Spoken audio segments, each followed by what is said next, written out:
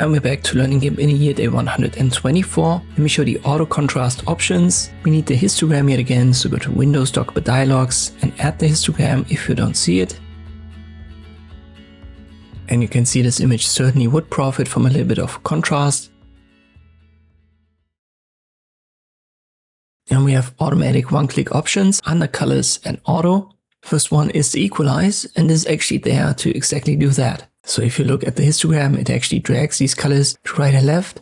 But in this case, it's unusable, let's be honest. But you can at least try.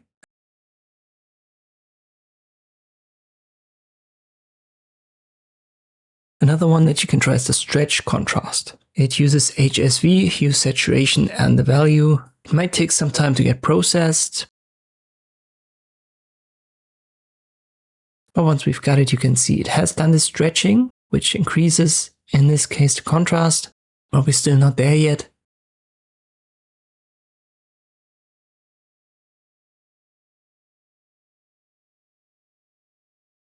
You can also try to enhance the colors.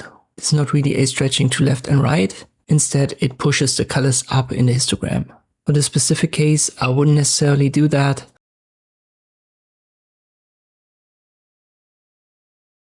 So let me undo it, but I wanted to show this because it's in the same drop down here for auto, and I wanted to cover that in one video.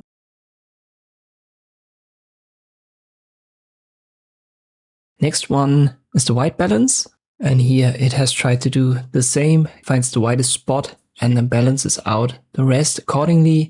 But for the specific image, it's yet again unusable, I would say.